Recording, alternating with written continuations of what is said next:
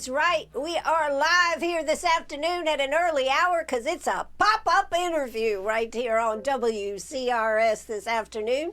Yes, I'm Ann Eller. Yes, we have a great little pop-up interview here today. I have Chef Brandon Velie. Velie? You got it. Who has a very cool restaurant in Ridge Springs, but he is a lot more than that. He has cooked at the James Beard House in New York City. He started the ambassador program, the chef ambassador program, through his knowledge of chefs and whatnot, and worked with Nikki Haley on getting that started. He has grown children. He doesn't look that old, but he has grown children. He's been a Marine. He's been a dishwasher, and he's here today as just coming from the G. Frank Russell Technology Center, where he was doing what? Where he was teaching doing some cooking demos. Doing some cooking demos there. Yeah. So that's pretty cool. So without further ado, let me bring him on. How you doing today, Brandon? I'm doing very well. Thanks for having me. Well, absolutely. This is so cool to have you here this afternoon. But how was today over there at the G. Frank Russell Center? Today was good. It was a good day. Yeah? Yeah. What'd you cook? We cooked arancini, which is like a fried rice ball, essentially. It's day-old risotto rice, but we used grits. So we like to put a southern spin on things that we do. So we did some grits that were cooked yesterday. We mixed them with some pimento cheese and bacon, and then we coated them and fried them off. We did that with a little tomato coulis and some local collard greens that we cut real thin and flash fry. Oh, my goodness. Yeah. Well, that sounds like that was pretty delicious then, huh? It was delicious. You didn't bring me a sample? I did not. Because they ate it all? Because they're high school kids. They ate everything. They ate everything? Yes. And were they interested in what you were doing? They were, yeah. They had asked a lot of good questions. They were fun group. We did two cooking demos, so two different groups of kids. Oh, that's pretty cool. So, you started as a dishwasher. What did you want to be when you grew up? So I did not want to be a dishwasher when I grew up. Okay. That was the job at 14 in New York where I grew up. You could get a job at 14. So I started, that was pretty much the only job a 14-year-old could get. So I worked at a college as a dishwasher. And I wanted to be a police officer. So I was very much in love with the New York State Troopers and their uniforms and the purple tie and the hats, the Smokey Bear hat. And yeah, very much was in love with that. And that's what I wanted to do. Well, as you look at this today, can you believe the good fortune of where you are today? No, I'm very fortunate, very lucky, very blessed to be here. Now, you also went into the Marines, right? I did, yeah. So at 18, I joined the Marines. I did 4 years in the Marine Corps. I was a cook in the Marines. Not by choice, but that's what the Marines needed at the time. So they said, you're going to be a cook? I said, okay. So, and they didn't know that you'd already been a dishwasher, did they? They did not. None of that played a part. It was all about what the Marine Corps needed at the time. So I had actually washed dishes, and then in high school I was a short order cook or a line cook at a couple different restaurants through high school. Wow. So I had some experience in cooking, and I knew at the time that's not what I wanted to do. Well, this is pretty cool. I don't know why my camera's not working here. That's what I'm stressing over here. If anybody's watching out there, if you can tell me whether the camera is working. I'm always told just look at my down camera, don't look at the up camera. But it just looks like it may not be working. It says retry. But we are on the radio. We are on Facebook Live. Even if you can't see us, we're live. But so fast forward, how did you once you got out of the Marines decide what direction you were going to go? So I actually went into law enforcement when I got out of the Marine Corps. I got a job. I moved to Raleigh, North Carolina, and I got a job working for the North Carolina Department of Corrections. And I was a corrections officer for a few months, and it was not for me. It was not. It was A not a good corrections job for me. officer? No, I No. can't. Yeah, that's. So I was working quite a few jobs at the time to support my family and make ends meet. And I ended up, my wife had brought a newspaper ad for help wanted for a sous chef position at a restaurant in Raleigh. And after a few months, I ended up applying for the job. The food and beverage director who interviewed me told me that she hired me because I looked so exhausted in the interview. She felt terrible for me because I was working literally like multiple jobs right in a row. So I ended Did you up ever going thank back your into cooking. stars that you look so exhausted that day? Yeah, I thanked her repeatedly. And I ended up getting a job as a sous chef and working for a really good chef, and kind of fell in love with it. He showed me another side of cooking that I was not familiar with yet. So I What sort was of the fell in other love side? with it What from was there. the other side? Creativity, flavors, in the Marine Corps, which the Marine Corps gave me a really good foundation to cooking, which is important.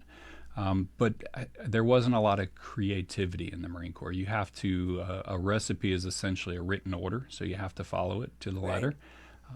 And he showed me that you could add a little more salt, you could add a little more spice. He had trained in New Orleans under Paul Prudhomme, who was a pretty famous New Orleans chef. So he really brought a lot of flavor and different flavors that I wasn't used to, and introduced me to that.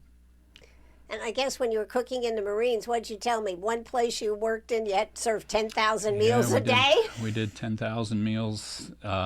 We did 30,000 a day. So it was 30,000 a day? 10,000 breakfast, lunch, and dinner.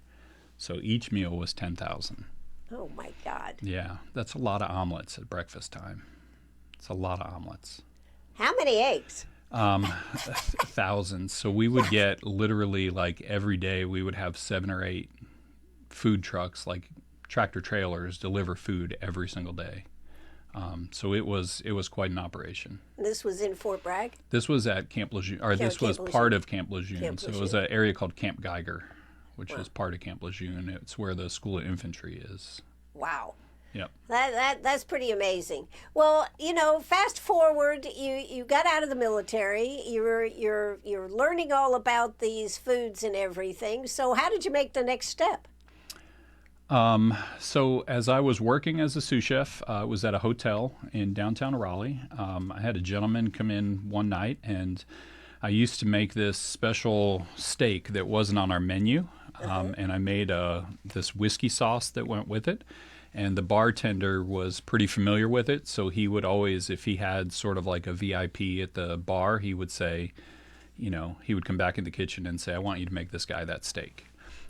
So I ended up making it for a gentleman who turns out he owned a restaurant nearby. So he hired me on the spot to be his chef. And I worked for him for a few months as the chef. Ended up leaving there and working at UNC Chapel Hill as a baker, to sort of round out my education a little bit. And just really from there, just kind of traveled around and went from there to D.C. and worked in D.C. for a few years, and then was eventually offered a job in Aiken, South Carolina, where I live now. Wow. That is pretty cool. Yeah. That is pretty cool. Do you ever pinch yourself and say, how did all this come together? Yes. Yes? Yes, I do. It is pretty cool. And I've actually, one of the things I told the students today is how important it is and how much you learn from actually eating out versus, an education is important and it's great, but you actually learn a lot by going out to eat. And I've been very fortunate as a restaurant owner to be able to travel, not just all over the country, but all over the world, and getting to eat different cuisines, different foods, and that has really sort of broadened my horizons. So, but in today's world, I would think working with a lot of these students, though, a lot of them, if they eat out, are they eating more fast foods and type thing? Probably. Yeah. I don't know for sure, but that's also important. Okay. I do think that, comparing a Chick-fil-A chicken sandwich to a Bojangles chicken sandwich, that's important. Right. To find out what you like and figure out how to, spice that chicken exactly how you like it and what would make it unique. So I do think that's also important. But yeah, stressing to them eating out in obviously independent restaurants, not knocking chains, but Right. independent's the way to go. So trying to get them to sort of broaden their horizons that way. Absolutely. Yeah, And- and they all came and ate at Juniper. So all the students I cooked for today came a few weeks ago and had lunch with me at the restaurant. I bet that was a highlight of the day there. That was pretty cool. Yeah? That's pretty cool. Yeah, anytime we get nice big groups like that, it's always fun. Well, tell us a little bit about your restaurant now. I mean, you have this restaurant in Ridge Springs, which is, what, about an hour from Greenwood, roughly? It is, yeah, about an hour, roughly hour? an hour, right on the edge of Saluda and Aiken County. So we're kind of right in the middle of, or right on the edge of both of them. So, and it's a very small town. It is a very small town. I think our latest census population was like 600. Okay. So it is a very small farming agriculture town. Of course, it is home to Titan Farms. Titan Farms, biggest peach farm outside of California, second biggest peach farm in the country, and I believe the biggest family-owned peach farm, because the biggest peach farm in California is actually multiple farmers that have come together to grow peaches. They grow more peaches on Titan Farms than the entire state of Georgia, just on that one farm, which is always my favorite fact to share. But yeah, it's Jan Family Farms is a huge cattle operation that's there. We've got a lot of really neat stuff. Got a butcher shop that's been open for decades called Cone's Meat Market. A lot of little antique stores and just cute little things going on. It's a great little town. Now, did you actually start that restaurant, or how did you find this place? Because weren't you in Aiken at the time? Yep, still Yeah. living in Aiken. So Right. my wife and I found it on the internet, and we went out and visited the space. It was a small little like sandwich deli on one part of the restaurant, and it's split into a few different spaces, which it's now kind of all open, but at the time it was a little more closed off in multiple spaces. And so it was a small little deli, did not have commercial equipment or anything like that, just very small. And then it was an antique store / general store for the rest of the building. And it's the first time, the building was built in the 1890s, so it's got a long life. It was originally the post office for the town. Then it was a hardware store for over 50 years. It was an auto parts store for over 20 years. Every business that's been in there has had longevity. And this is the first time it's ever been a restaurant. And I got to say, it's happiest time in its life. It's happiest time. it Well, loves you're being getting a ready to restaurant. celebrate 21 years. 21 years. Yes. Yep. That's pretty amazing. But I can imagine standing there, because I've been in business all my life, and when you stood there and looked at it, you and your wife just had this aha moment when you said, "We can do this."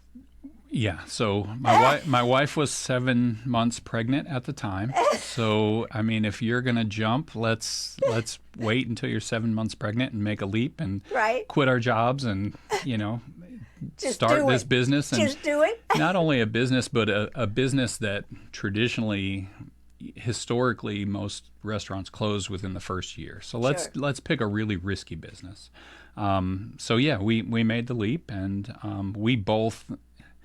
It was never an option that it would not work. For us, we never believed it would Failure work. was not an option. It was never an option. So we always could see what it was going to be. So for us, it was always like, of course, this is gonna turn into something great. We've got this, and I think that helped. That belief kind of helped us.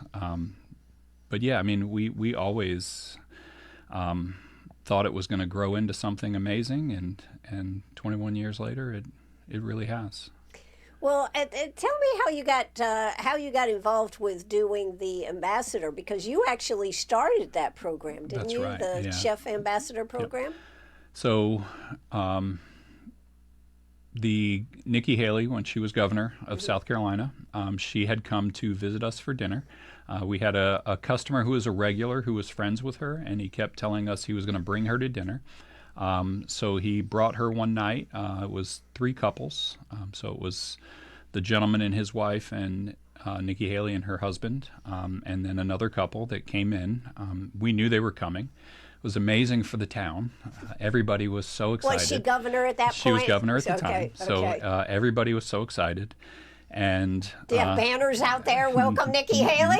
No, but it was amazing how many people came to dinner and how many people walked by the restaurant that night. But she came to dinner, and we had planned to do a 5-course chef tasting menu as part of our dinner menu. So we had planned a 5-course tasting menu for her, but every ingredient was from South Carolina down to the salt. Like the salt was from Bulls Bay sea salt. Like everything was from South Carolina. So we were calling it a taste of South Carolina. So she came in, she had dinner, she loved it. My wife and I sort of talked ahead of time. I had this idea to do a spin on a poet laureate and to do a chef laureate kind of idea. And I thought this would be neat if one chef every year was sort of selected to talk about all the great things that South Carolina has to offer and show, what a great state it is to visit and all the delicious foods we have going on here. One of the things I personally as a chef love about South Carolina is I can get fresh produce all year long here. Growing up in New York, that was not the same option. So we really wanted to highlight that, and I thought a chef laureate would be a great idea. My wife, in her wisdom, said, you have a very busy restaurant, let's spread that out a little bit. What about an ambassador program where you have 4 chefs who would then represent the state and they can sort of share the work? So I jotted it down on some paper, and I presented it to her when she left. I made it very clear I didn't want to talk business because she's there for dinner and I didn't want to interfere with that. But on the way out, I presented it to her, and her office called a few weeks later, and my wife and I went up to the State House and met with her and the director of PRT and the commissioner of agriculture, and that's the program started. So it was pretty amazing. That has to be pretty cool to think that you started something like that. It's in its 11th year now. There's well over 30 chefs that have been chef ambassadors. They all serve 1 year. And it's amazing. It's an amazing group of chefs that they've picked. How do you get picked for this? So every region of South Carolina has a different tourism office. Right. So for like me, I'm under the Lake Murray Tourism District. So I work a lot with Lake Murray Tourism. So all the chef ambassadors work with their direct tourism office. So the tourism offices obviously get a chance to vote for people in their district. If you've been a chef ambassador, you get to weigh in on somebody you think would be good. And then the Department of Ag recommends people, Parks and Recreation and Tourism recommends people, and then obviously if the governor has anybody in mind, they would recommend somebody as well. And that's how you get your name in the hat. This last year, they actually opened it for people to submit an application if they wanted to apply for it. A chef could, or somebody could on behalf of the chef. That was the first time they've done it that way. So, and they've now gone to 3 chefs a year for the last couple years. Well, and what do you do as a chef ambassador? You get to do such cool stuff. It's so much fun. They travel all over the state representing South Carolina. They do all the big food festivals. So Charleston Wine and Food, Charleston Food and Wine, 2 different festivals, 2 different times a year. They go to Euphoria up in Greenville. So they get to do a lot of fun food festivals. And then every year they do some sort of big project together. And I'm not sure what this year's project is. But they get to do, last year they went to the James Beard House. They have a new setup for cooking up there called Platform by James Beard. So the chefs last year went up to Platform by James Beard and did a dinner. 1 year the chefs went to the Southern Living Test Kitchen and did a Facebook Live demonstration that had over 1 million people that had gone on to watch it when it was going on. That puts us to shame right here on the radio. I mean, we're we don't probably have that many close to going. that. We're probably close. So if you get Penny on the camera, you might get us over that number. Right, yeah. Because she's adorable. So they always have some sort of fun project for them to do as a group. And what's really cool is to see every year the group that is the chef ambassadors really establish this connection and a friendship with each other because they do so many events together. But then all the chef ambassadors end up, I mean, we've got like group texts and we are constantly talking and sharing ideas. And, you know, they'll say, you know, I'm in Charleston, but I'm looking for a sous chef. Does anybody know anybody? I mean, so it's been a really great network of friends, Right. you know, more than just chefs and colleagues. We've all become friends to That's really cool. kind of talk to each other and help each other out and ask questions. And yeah, it's amazing what the program has become. I couldn't be more proud. I mean, it's amazing. That is so cool. Now, Erica McSear over there at Yep. Indigenous Underground was, I guess, last year, wasn't she? She was two or 3 years ago. She Right. was. Yep. Yeah. Yep. I mean, and such a cool person, and her story is so neat. Teaching art and became a chef. I mean, you know, that's Yeah. pretty cool. That almost amazing. rivals your story Yeah, there. it's Yes? amazing. Yeah. She's amazing. So She is. The cool thing about it and being a former Marine, for me, you know, once a Marine, always a Marine. So Right. you don't ever say ex-Marine. It's always a former Marine. That's what I've sort of tied into the chef ambassadors is once a chef ambassador, always a chef ambassador. So Right. we still always get pulled into events with each other. So maybe the first year chefs don't know the 10th year chefs, but Right. they'll end up doing events together, and then that sort of friendship and bond builds from there. So it's been really neat. So I've actually done a few dinners. I have one coming up in a couple weeks with her, and another chef up in Landrum, Sarah McClure. The three of us will be doing a dinner together. That it's is a lot of so fun. cool. Now, you know, speak to us about how lucky we are to have the vegetables and the fruits and everything here in South Carolina because we just take it for granted. We do, and it's amazing. You know, I can get collards year round. I can get tomatoes almost year round. I have one farm that does hothouse sort of tomatoes, so I can get them even after the weather starts getting cold. But it is amazing the amount of produce and proteins that are available year round here. It is just absolutely awesome. And is it? And we do cook seasonally, so you know, for that month and a half in the spring when I can get asparagus, that's what we do. We do as much local asparagus as possible. Then we don't do asparagus for the rest of the year.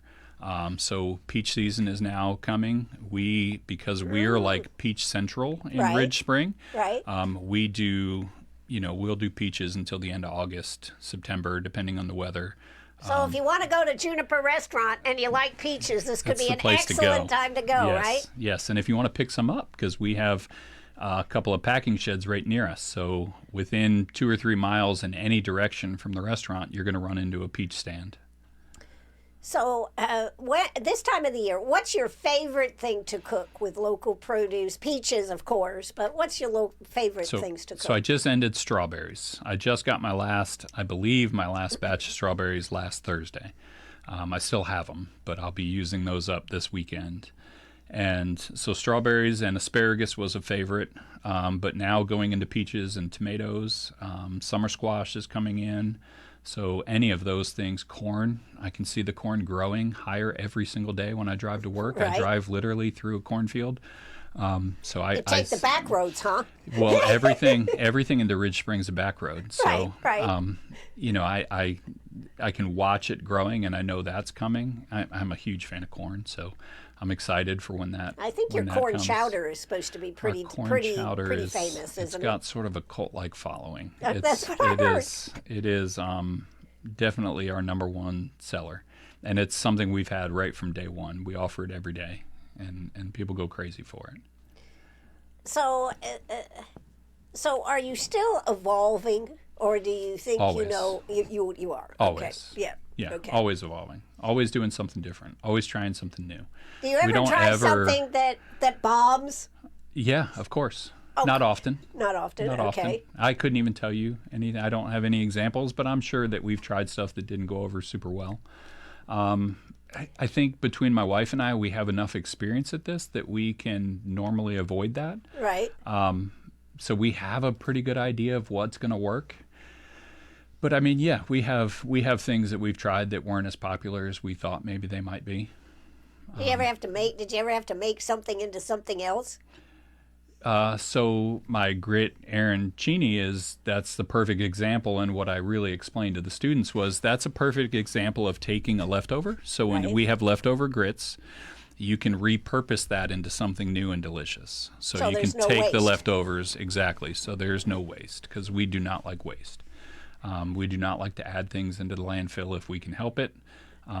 We're very, very aware of food waste and paper waste and all of that stuff. That's interesting.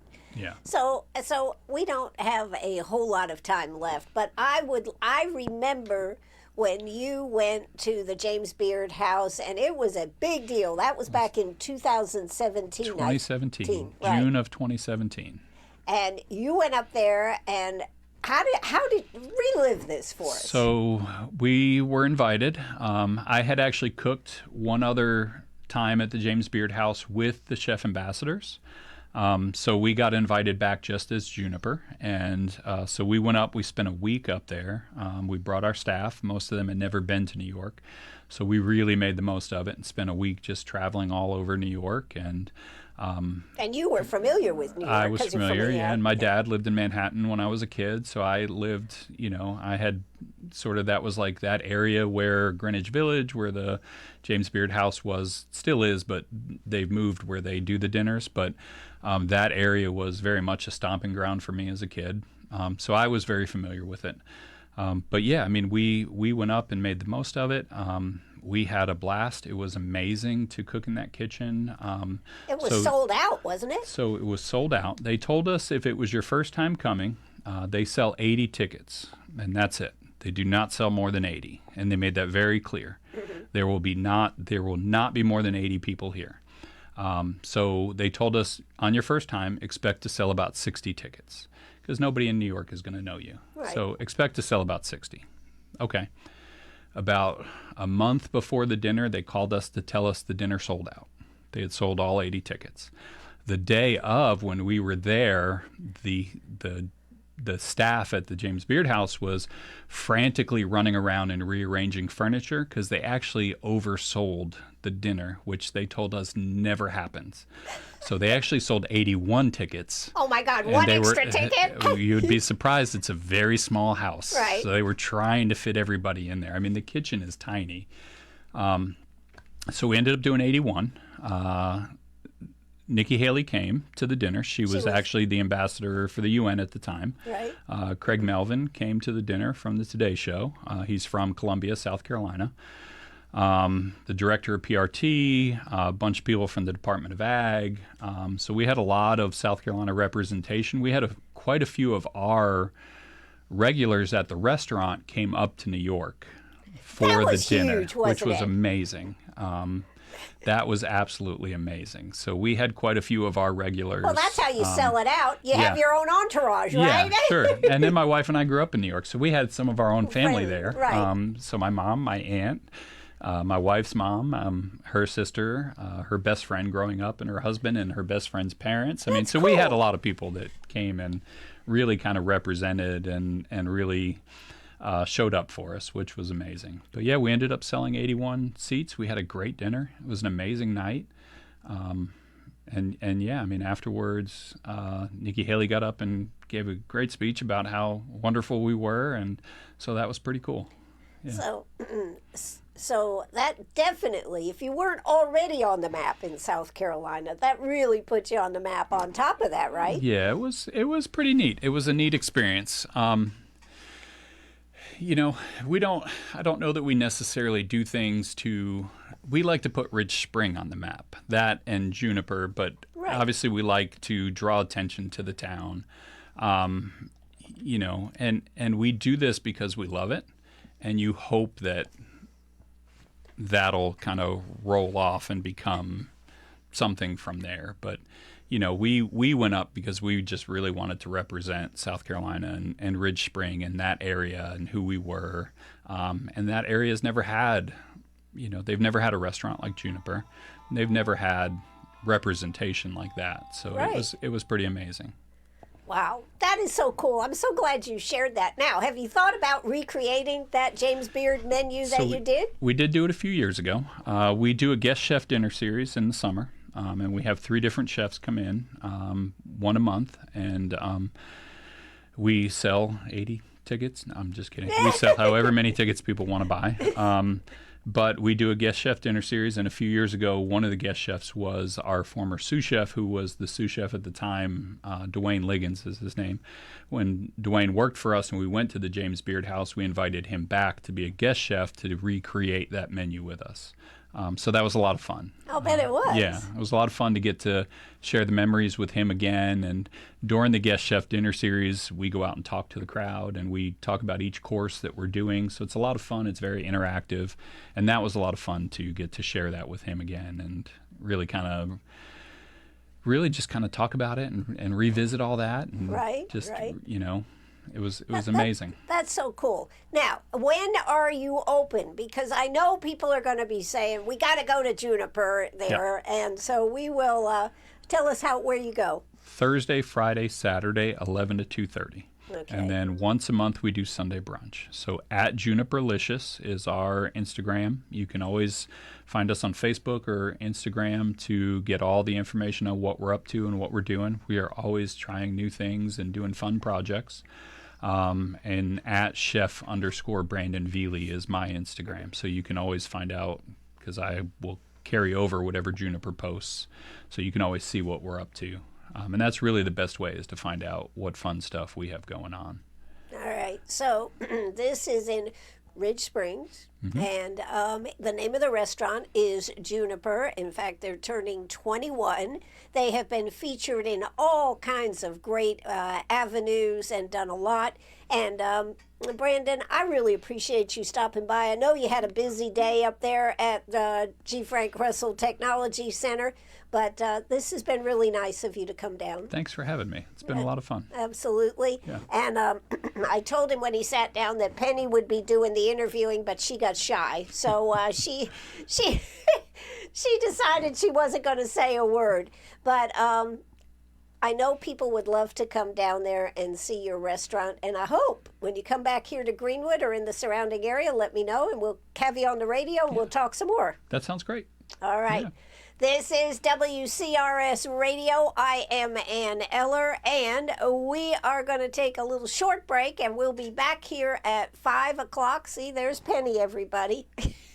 We'll be back here at 5 o'clock. Rick Shealy is going to join us. He is running for District 14 over there in Lawrence, and he wants to sit down and tell us what his campaign is all about, so we will do that.